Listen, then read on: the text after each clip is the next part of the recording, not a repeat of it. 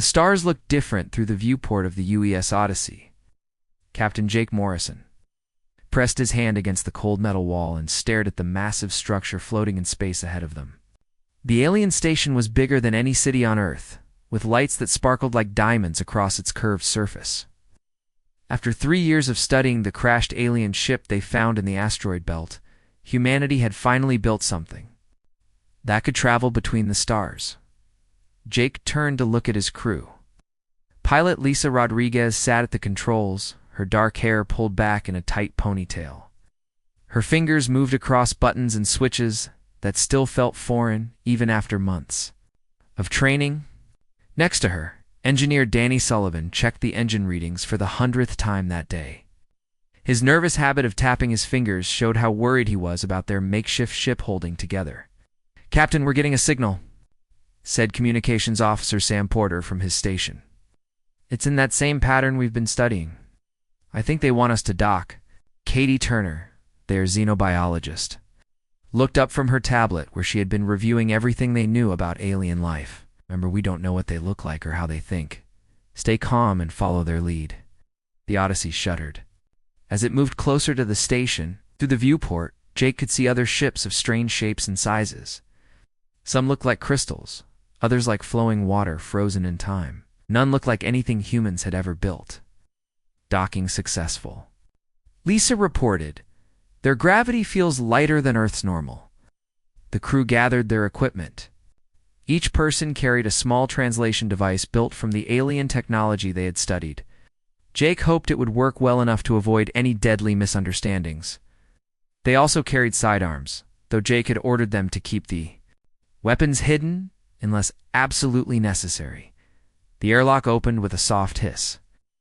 The air that flowed in smelled strange, like flowers mixed with metal. Jake stepped through first, followed by his crew. The corridor beyond was wide and curved, with walls that seemed to glow with their own light. This way came a voice from ahead. The translation device made it sound mechanical, but Jake could hear clicking and whistling sounds underneath.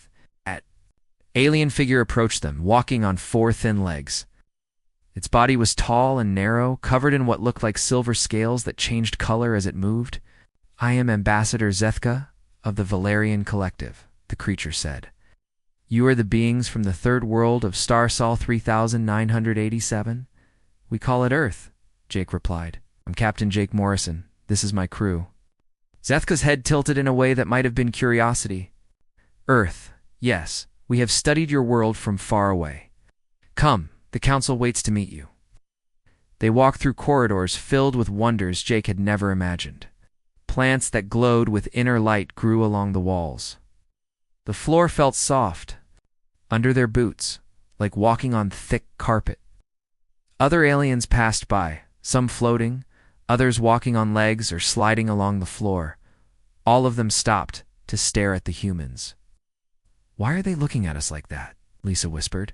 "Perhaps they are curious," Katie said, but Jake noticed the worry in her voice. They entered a huge chamber with a domed ceiling that showed the stars outside. Dozens of different aliens sat or floated around a circular area in the center.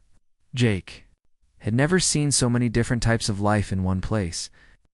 There were beings made of what looked like living crystal, others that seemed to be made of gas held together by glowing fields, and creatures that reminded him of Earth animals, but wrong in ways that made his mind itch. "The humans from Earth," Zethka announced. "They have come as we invited." A creature that looked like a cross between a jellyfish and a tree spoke in sounds like wind chimes. The translator turned its words into English. "Welcome, new beings. We are the Galactic Council. We help young species join the greater community." Jake stepped forward, and he noticed how several aliens moved back when he did. "Thank you for welcoming us. We're here to learn about the galaxy and find our place in it." "Your place?" The crystal being's voice sounded like breaking glass through the translator. "Yes, that is what we must discuss." Danny shifted nervously beside Jake. The engineer had noticed something that made Jake's skin crawl. Every alien in the room had positioned themselves so they could quickly move away from the humans. Their body language, even across species, showed fear. "We have questions about your world," said another alien, that looked like a large butterfly with too many wings. The data we gathered shows unusual readings. Can you explain the conditions on Earth? Katie stepped forward. Earth has one large moon, varied climate zones, and diverse plant and animal life.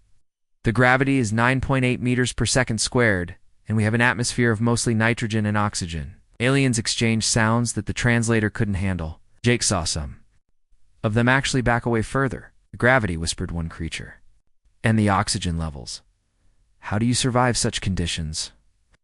What do you mean? Jake asked. Those are normal conditions for us. More untranslatable sounds filled the chamber. A being that looked like it was made of flowing water spoke up. Your world registers as a Class 12 death world on our scales. We did not realize any species could evolve under such extreme conditions. The word death world hung in the air like a threat. Jake looked at his crew and saw his own confusion reflected in their faces. I don't understand, Lisa said. Our world is dangerous to you. Zethka's scales rippled through several colors before settling on a dark blue. Your gravity would crush most of us. Your atmosphere would burn our lungs.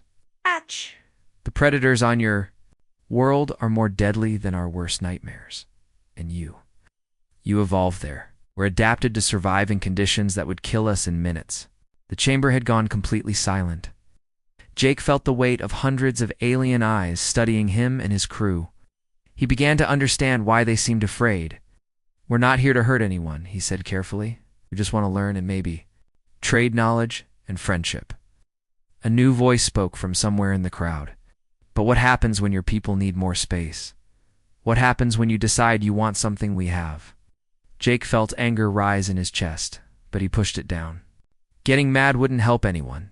We believe in working together. That's why we came here instead of just taking what we wanted. Taking what you wanted. The crystal being's voice cracked with what might have been laughter or fear. Young Deathworlder, you do not seem to understand. Till today, we thought beings like you were impossible. Your very existence changes everything we know about life in the galaxy. Danny leaned close to Jake and whispered, Captain, I'm reading elevated stress chemicals in the air. They're really scared of us. Sam's communication equipment beeped softly. Sir, I'm picking up transmissions from other ships. A word about us is spreading fast. Jake looked around the chamber at all the different aliens watching him. He realized that humanity's first contact with galactic civilization wasn't going to be the peaceful meeting of equals he had hoped for. Us! Instead, they had just announced to the galaxy that the monsters from the Death World had learned to build spaceships. Perhaps, Zethka said slowly, we should discuss this matter in smaller groups. There is much to learn about each other. As the crowd of aliens began to disperse, Jake caught fragments of their conversations through the translator. Words like threat assessment and containment protocols made his blood run cold. Lisa moved up beside him. Captain, what do we do now? Jake watched the aliens file out, noting how they gave his crew a wide berth. Now we figure out how to convince them we're not the monsters they think we are. But deep down, Jake wondered if maybe the aliens were right to be afraid. Dr. Elena Vasquez stood in the center of the council's science chamber. Watching alien scientists float, crawl, and glide to their seats, the room was shaped like a bowl, with her presentation platform at the bottom. Hundreds of different species filled the curved walls above her. Some had eyes bigger than her head, others seemed to see without eyes at all. All of them were here to learn about Earth, the world they called impossible. Alina touched the control device they had given her. Images of Earth appeared in the air above her head, spinning slowly so everyone could see. She had spent 2 days preparing this presentation with Katie Turner's help. But nothing could have prepared her for the sounds that filled the chamber when Earth's image appeared. This is our homeworld, Alina said, her voice carried through the chamber by alien technology. We call it Earth. A creature that looked like a walking tree made clicking sounds. The translator turned its words into English for Elena's earpiece. The colors are so bright. The blue areas, what are they? Water, Alina replied. About 70% of our planet's surface is covered by liquid water. The chamber erupted in sounds that the translator couldn't handle. Alina waited for the noise to die down. A floating creature that seemed to be made of gas spoke next. Liquid water in such quantities should boil away into space.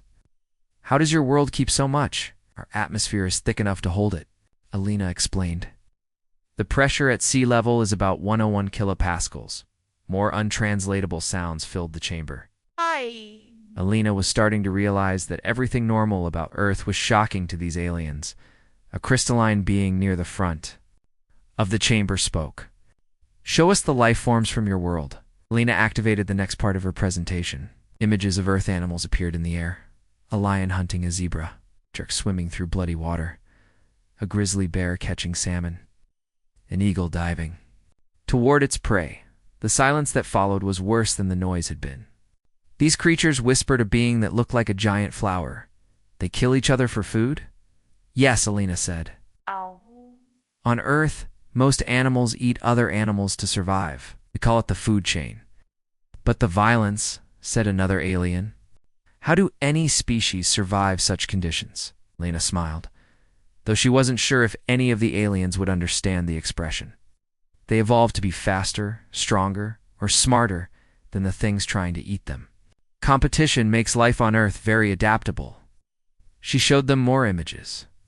Humans climbing mountains where the air was too thin to breathe easily. People swimming in freezing Arctic waters. Desert nomads crossing lands where the heat could kill in ours. Deep-sea divers going to places where the pressure would crush most aliens instantly. Your species lives in all these environments, asked Counselor this Ezra, her crystal body flickering with disbelief. We don't just live there, Alina said. We thrive there. Humans have settled on every continent and in almost every climate zone on our planet. A new voice spoke from high in the chamber. What about natural disasters? Alina activated another set of images. Volcanoes erupting with molten rock, earthquakes splitting the ground open, hurricanes with winds that could flatten buildings, tsunamis washing away entire cities. Our planet is geologically active, she explained. We have earthquakes, volcanoes, storms, floods, and other natural disasters regularly. Do you continue to live there? The question came from several aliens. At once, we adapt, Alina said simply. We build stronger buildings. We develop warning systems. We learn to predict when disasters might happen and prepare for them. Meanwhile, on another part of the station, Sergeant Roy Carter was giving his own kind of presentation. The aliens had asked to see human physical capabilities, so the military had sent their best soldier to demonstrate. Carter stood in a gymnasium designed for alien exercise.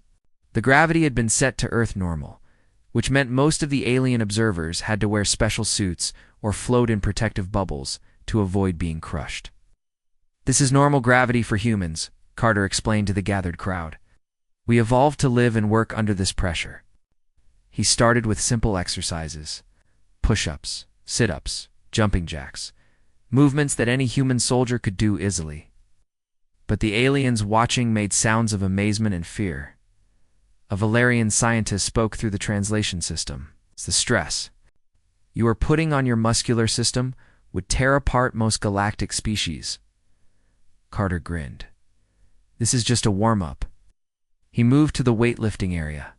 The aliens had provided equipment designed for their strongest species. Carter loaded weights onto a bar and lifted it above his head. The amount would have been challenging, but not impossible for a fit human. For the aliens watching, it was like watching someone lift a small building. Your bone structure, gasped a medical officer from the Thiessen Union. It should collapse under such strain. Human bones are made to handle stress, Carter explained as he set the weight down. We evolved on a high-gravity world with dangerous predators. Our bodies had to be tough to survive. He demonstrated his reaction time next. A training program sent objects flying at him from different directions. Carter caught, dodged, or deflected, each one with movements too fast for most alien eyes to follow. Impossible, whispered one observer. No living being can react that quickly. Any human soldier can do this, Carter said. Our ancestors Had to react fast, or become something else's dinner. Back in the science chamber, Alina was explaining Earth's history to an increasingly disturbed audience. 5 times in our planet's past, most life was destroyed by mass extinction events, she said. Asteroid impacts, volcanic eruptions, climate changes. Each time, the survivors evolved to become stronger and more adaptable. She showed them the fossil record. Dinosaurs killed by an asteroid. Ice ages that froze most of the planet, volcanic. Eruptions that poisoned the atmosphere for years. And humans survived all of this, asked a delegate from the Peaceful Harmony Collective. Not directly, Elena said. Humans evolved after the last major extinction event, but were descended from the creatures that survived all of those disasters. Survival is built into our genes. A medical scanner had been analyzing Elena during her presentation. The results appeared on screens around the chamber. Heart rate, blood pressure, bone density, muscle tension. Numbers that made the alien doctors gasp in shock. These readings, said the chief medical officer of the station, they indicate a being under extreme physiological stress.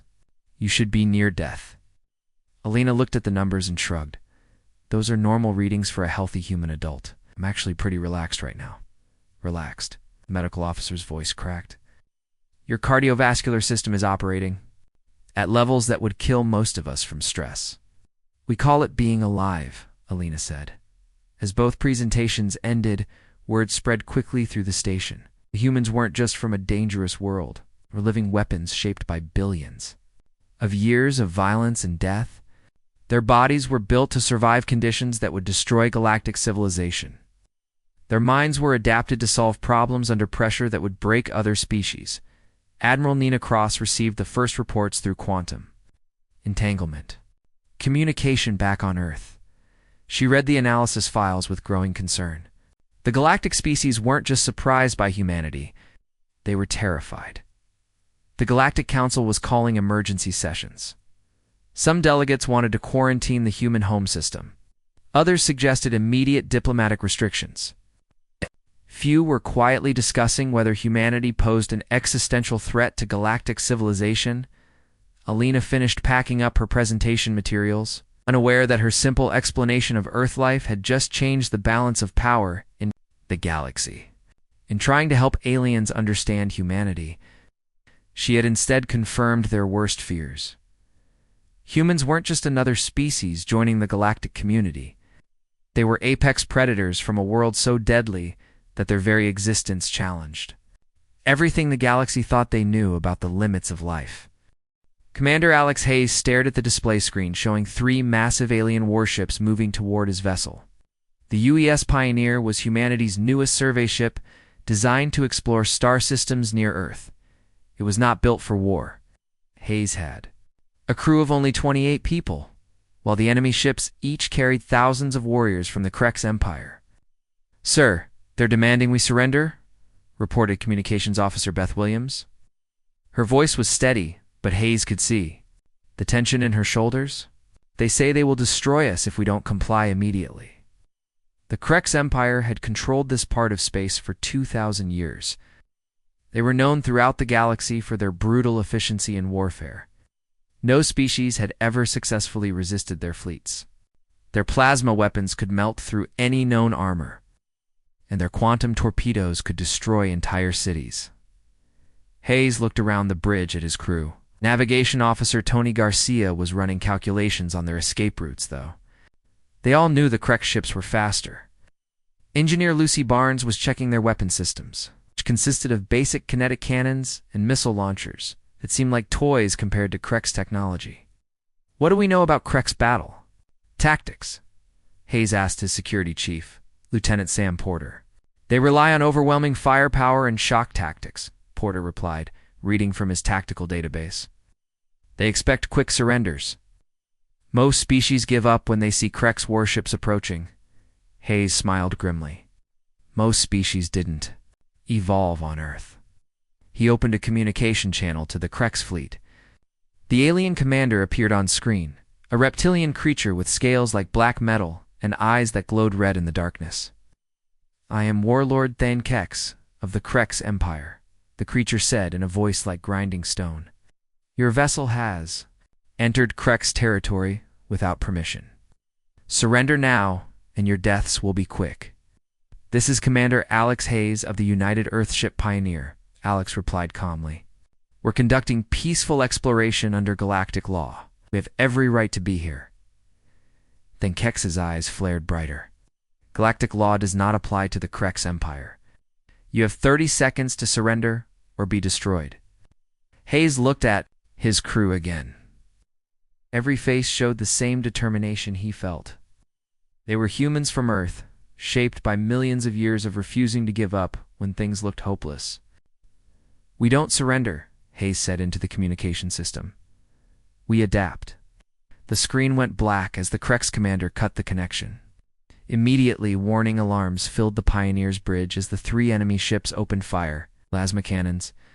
"Incoming," shouted Garcia from his station. "Impact in 15 seconds. Evasive maneuvers," Hayes ordered.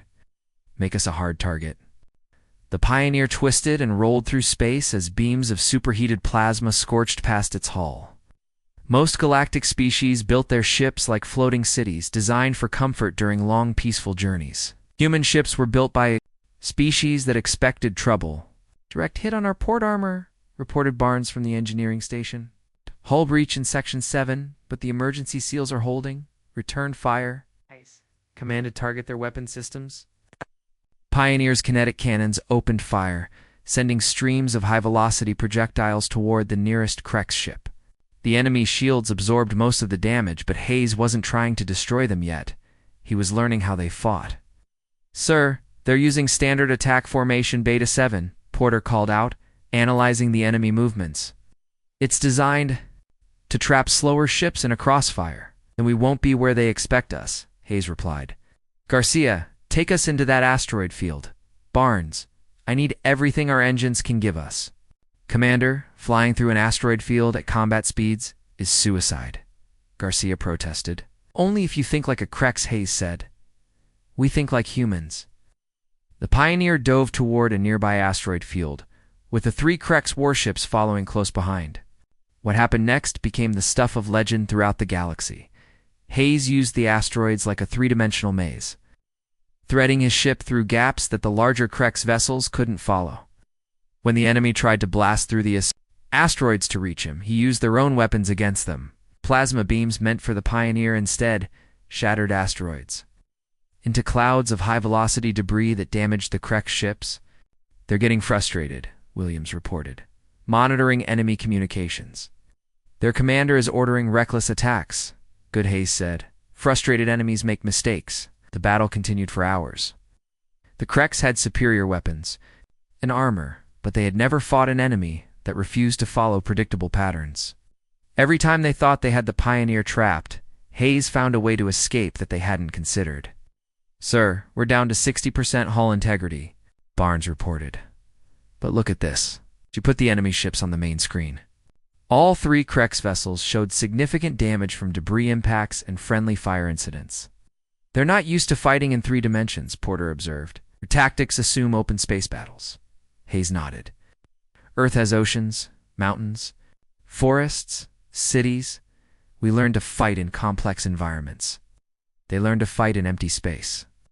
The turning point came when one of the Krex ships, pursuing the Pioneer through a particularly dense part of the asteroid field, collided with a massive rock that Hayes had lured it toward. The impact didn't destroy the ship, but it damaged its navigation systems. "Now we show them what humans do when we smell blood in the water," Hayes said. The Pioneer emerged from the asteroid field and attacked the damaged Krex ship with everything. It had kinetic rounds and missiles overwhelm the enemy's weakened shields. For the first time in Krex military history, one of their warships was forced to retreat from battle. "Impossible," came Thankex's voice over the communication system. "No inferior species has ever defeated Krex warriors." "We're not inferior," Hayes replied, as his ship maneuvered to engage the second warship. "We're just different." The second engagement was shorter, but more brutal. The Krex commander, enraged by his first defeat, ordered direct assault tactics that left his ship vulnerable to the Pioneer's weapons. Exploited every opening, using human unpredictability and willingness to take risks that would terrify other species. When the second Krex ship limped away with its engines failing, Warlord Thankex found himself alone against the human vessel. His ship was the most powerful, but he had watched his supposedly invincible fleet be outmaneuvered by creatures he had never heard of before today. "What are you?" demanded over the communication channel. "We're humans," Hayes said simply.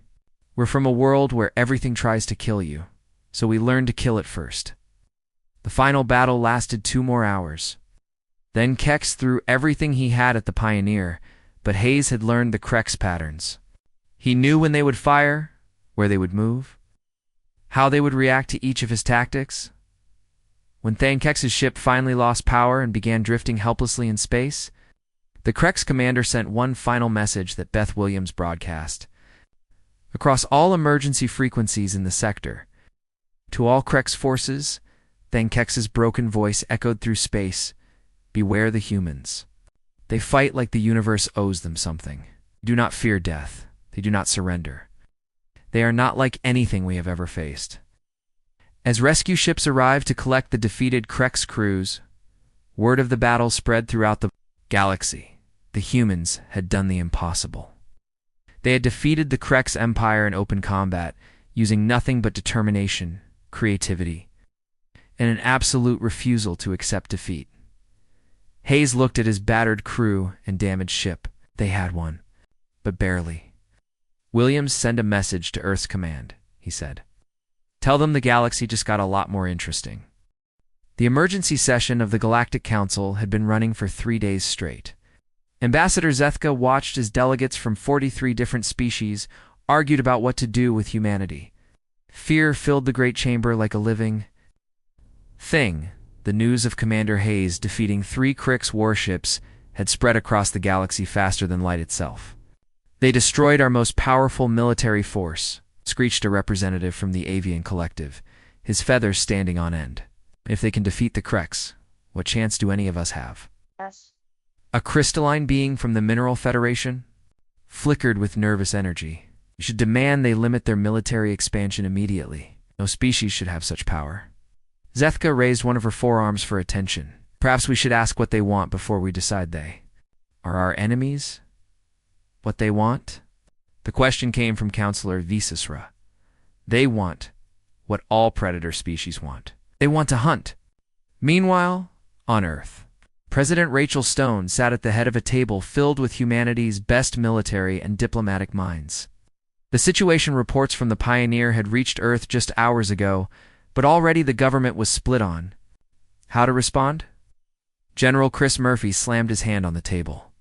"This is our chance. While they're scared and confused, we should launch more ships, claim territory before they can organize against us." "That would be the worst possible decision," said Secretary of State Maria Santos. "If we act aggressively now, we'll prove all their fears are justified." Admiral Nina Cross leaned forward. "The Krex Empire controls 12 star systems and has been expanding for centuries. If one human ship could defeat their best fleet, imagine what we could do with a real navy. Imagine what they could do to us if all 43 council species unite against us," Ambassador Paul Richardson countered. "We'd be fighting the entire galaxy." President Stone listened to the arguments before speaking. "What does Captain Morrison recommend? He's had the most contact with the aliens." The quantum communication link activated, and Morrison's voice filled the room from the alien station. "Madam President, the situation here is complicated. Some species want to quarantine our entire solar system. Others are calling for immediate military action against us. But there's a third group that's asking for our help." "Help with what?" Stone asked. "The Jiric Federation is a peaceful alliance of 6 species near the galactic rim. The Krex have been raiding their world since their defeat, trying to rebuild their reputation by attacking weaker targets. The Jiric are asking if we would consider defending them." The room fell silent. This was the decision that would shape humanity's relationship with the galaxy for generations to come. Dr. Katie Turner had spent the last week studying alien biology and psychology with the station's xenobiologists. What she had learned worried her deeply. Most galactic species evolved from prey animals, she explained to Morrison during their daily briefing. Herbivores who developed intelligence to avoid predators. The few predator species that reached spaceflight either destroyed themselves In wars or were destroyed by alliances of prey species? Morrison nodded. That explains why they're so afraid of us. It's worse than fear, Katie continued. To them, we represent their oldest nightmare. Successful predator species with advanced technology. They literally cannot understand how we could be peaceful. But we are peaceful, Morrison said. We came here to make friends, not enemies. Try explaining that to a species whose ancestors spent millions of years running from things that looked like us, Katie replied. The decision came when Morrison received a desperate message from the Jarek Federation. Their main colony world was under attack by Krex raiders. Thousands of innocent civilians were dying while the Galactic Council debated whether to help them. Morrison looked at the message for a long time. Then he activated his communication link to Earth. President Stone, I'm requesting permission to take the Odyssey to assist the Jarek Federation. Absolutely not, came General Murphy's voice. We can't risk our only interstellar ship on alien problems. With respect, General, these aren't alien problems anymore, Morrison replied. The Krex are attacking the Jarek because they lost face when they couldn't defeat us. Us! If we don't help, we're responsible for what happens to them. President Stone made her decision. Captain Morrison, you have permission to render assistance to the Jarek Federation. But remember, the whole galaxy will be watching. The Odyssey departed the Council Station with a mixed crew. Reeson had requested volunteers.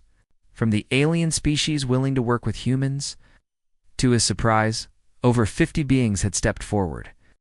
Most were young scientists and engineers who saw humanity as an opportunity rather than a threat. Lieutenant Colonel Jack Harrison, a military advisor who had arrived on the second human ship, worked with the alien volunteers to develop new tactics. The Jarek had never fought back against raiders before. Their entire culture was built around peaceful cooperation. You have to understand, explained Jirek, Captain Vesna, violence is not natural to us. We do not know how to hurt others. Harrison studied the gentle being with her large eyes and plant-like skin. Sometimes the only way to protect what you love is to be willing to fight for it. When they reached the Jarek colony world of Harmony, they found 3 Krex ships bombarding the planet's surface. The human ship was outnumbered, but Morrison had learned from Hayes' battle. He wasn't going to fight the Krex the way they expected. All ships, this is Commander Morrison of the United Earthship Odyssey. Withdraw from Jarek space immediately. The Krex response was swift and predictable. They turned their weapons on. The Odyssey, confident that one human ship could not stand against 3 of theirs, they were wrong. Morrison had spent weeks studying the battle recordings from the Pioneer. He knew how the Krex fought, how they thought, what they expected their enemies to do. More importantly, he had Jarek volunteers aboard, who knew their home system better than any outsider could.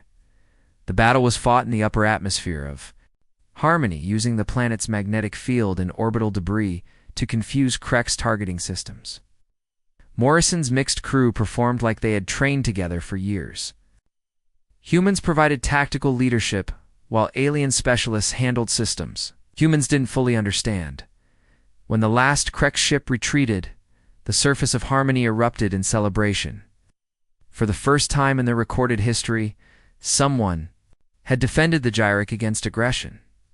Major Sue Collins, Morrison's security chief, worked with Jarek volunteers to establish defensive positions around their key installations. The Krex will be back, she warned them. But next time you'll be ready. The news of the victory reached the Galactic Council within hours. Ambassador Zethka watched as the chamber filled with confused delegates. The humans had not conquered the Jarek. They had not demanded tribute or territory. They had simply defended innocent people and then helped them learn to defend themselves. This does not match predator behavior patterns, admitted this Isra. Predators take. They do not give. Perhaps Zethka said carefully, these humans are not the predators we think they are. Back on Earth, President Stone read the reports. With mixed feelings, humanity had made their first alien allies, but they had also committed themselves to defending peaceful species against more aggressive ones. The galaxy was watching to see what kind of neighbors the humans would be. The answer came in the form of new requests for assistance. 5 more species asked for human help against various threats. The galaxy was learning that sometimes the best defense against predators was to ally with an even more successful predator, who would learn to control their violent nature. Morrison stood on the bridge of the Odyssey, looking out at the Gyric colony world his crew had helped save. Williams, send a message to Earth Command. Yes, sir. What should it say? Morrison smiled. Tell them we're not conquerors, we're not destroyers, we're guardians, and the galaxy needs us more than they know. 6 months had passed since humanity first arrived at the Galactic Council Station. The massive structure now looked different to Captain Jake Morrison as he walked through its corridors. Human engineers worked alongside alien technicians, installing new defense systems. Garrick scientists compared notes with human researchers in laboratories that had been empty before. The station itself had become a symbol of something the galaxy had never seen before: successful cooperation between predator and prey species. Morrison stopped at an observation deck, where he could see the construction of humanity's first permanent space station. The structure was growing day by day as ships from dozens of species brought materials and workers. They called it Haven Station. It was being built according to a new design that could accommodate both human standard gravity and the lighter conditions preferred by most galactic species. Captain Morrison, came a familiar voice behind him, turned to see Ambassador Zethka approaching, her scales showing the blue-green pattern that indicated contentment. The council meeting is about to begin. Morrison nodded and followed her toward the chamber where representatives from 67 species now gathered. The number had grown as more civilizations heard about the humans and decided to join the expanded council.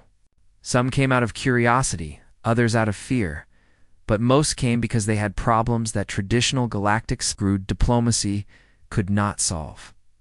The meeting that day was about the Deathworld Accords, the first interstellar treaty written specifically for species that evolved under extreme conditions. Morrison took his seat at the council table, still amazed that humans now had permanent representation in galactic government. The Accords are a success beyond our expectations, announced Counselor. The Zura, her crystalline form flickering with satisfaction. Crime rates have dropped 40% in systems where human peacekeepers are stationed. Piracy has virtually disappeared from the Outer Rim territories. Morrison thought about Admiral Alex Hayes, who now commanded the Joint Human Galactic Defense Force from his headquarters on Kepler 442b, the military academy. Hayes had established was training soldiers from 30 different species in tactics that combined human aggression with alien technology and wisdom. How are the training programs? Continue to exceed expectations, reported General Voska of the Tisan Defense Corps. Human instructors have taught our warriors concepts we never imagined: strategic thinking under pressure, tactical flexibility, the willingness to take calculated risks. But the changes went far beyond military cooperation. Dr. Elena Vasquez now led the Galactic Terraforming Initiative, working with alien scientists to make marginal worlds habitable for multiple species. Her colleague, Dr. Kevin Jung, had developed bioadaptation techniques that allowed humans to survive in alien environments while helping other species adapt to previously uninhabitable death worlds. The terraforming project on Kepler 186f is ahead of schedule, Alina reported through the communication link from her research station. We'll have the first mixed species colony ready for settlement within 2 years. Morrison smiled as he remembered visiting that world last month. Humans in environmental suits worked alongside Garrick botanists to plant earth trees next to alien vegetation. The sight of human children playing with young aliens under twin suns had convinced him that humanity had found its true place in the galaxy. Captain Lisa Rodriguez entered the chamber and took a seat near Morrison. She now commanded the UES Vanguard, the flagship of humanity's first mixed-species deep space exploration fleet. Her crew included humans alongside Valerian navigators, Tisan engineers, and Gyric communications specialists. We've made contact with 3 new species this month, Rodriguez reported, have requested immediate council membership. The third is asking for human assistance with a resource conflict on their border. The resource conflict was typical of the problems that were brought to human attention these days. two alien species had been fighting over mining rights for decades, unable to reach a solution through traditional diplomacy. Neither side wanted to back down, but neither wanted the destruction that full war would bring. "What did you recommend?" Morrison asked. Rodriguez grinned. "I told them what Admiral Hayes always says. There's usually a third option that nobody has considered yet." The solution had been elegant in its simplicity. Instead of fighting over who could mine the asteroids, both species now worked together in a joint operation that produced more resources than either could have extracted alone. It was a human approach to problem solving. When faced with an impossible choice, change the rules of the game. Ambassador Linda Foster spoke next. She had been working with the former Krex Empire, helping them transition from a military dictatorship to a more cooperative government. It was perhaps the most challenging diplomatic mission in galactic history. "The Krex integration continues to show progress," Foster reported. "Their younger generation is particularly interested in human educational methods. They want to learn how to compete without destroying their opponents." Morrison remembered meeting some of those young Krex during his last visit to their home world. They were still fierce warriors. They had begun to understand that true strength came from protecting others rather than conquering them. It gave him hope for the future. The changes weren't limited to politics and military affairs. Human entertainment had become popular throughout the galaxy, though often for reasons that amused Morrison. Action movies that humans found relaxing were considered horror films by most aliens. Human sports like boxing and football were studied by xenobiologists as examples of controlled violence. "The cultural exchange program has produced unexpected results," reported Dr. Sarah Kim, who oversaw interspecies education. "Human literature is particularly popular with younger aliens. They find our stories about overcoming impossible odds very inspiring." What Sarah didn't mention, but Morrison knew, is that many alien species had started producing their own versions of human-style stories. Tales of ordinary beings finding the courage to stand up against impossible odds. Heroes who refused to surrender even when defeat seemed certain. The humans had given the galaxy something it had never had before: stories about not giving up. Katie Turner, now the director of xenobiological studies, had made perhaps the most important discovery of all. Her research had shown that most galactic species had the potential for greater physical and mental resilience than they realized. Millions of years of peaceful evolution had made them forget their own survival instincts. "We're not just teaching aliens to fight," Turner explained during her monthly briefing. "We're teaching them to remember what their ancestors knew about survival. Every species in the galaxy has hidden strengths they've forgotten how to use." Her training programs had helped various species rediscover capabilities they had lost through generations of peaceful living. Valerian navigators learned to make decisions under pressure. Tisan engineers developed the confidence to try untested solutions. Gyric farmers found the courage to defend their crops against raiders. As the council meeting continued, Morrison reflected on how much had changed since that first fearful encounter 6 months ago. The galaxy had learned that humans weren't monsters. From a death world, they were survivors who had learned to transform their violent instincts into protective ones. The statistics spoke for themselves. Border conflicts were down 70%. Piracy had nearly disappeared. Trade between species had increased as human-protected shipping lanes made commerce safer. The galaxy was more peaceful than it had been in centuries, protected by beings who had evolved to thrive in chaos. But perhaps the most important change was harder to measure. The galaxy had hope again. A species that had lived in fear for generations now believed they could defend themselves. Young beings from peaceful worlds volunteered to serve alongside humans, learning that courage was something that could be taught and practiced.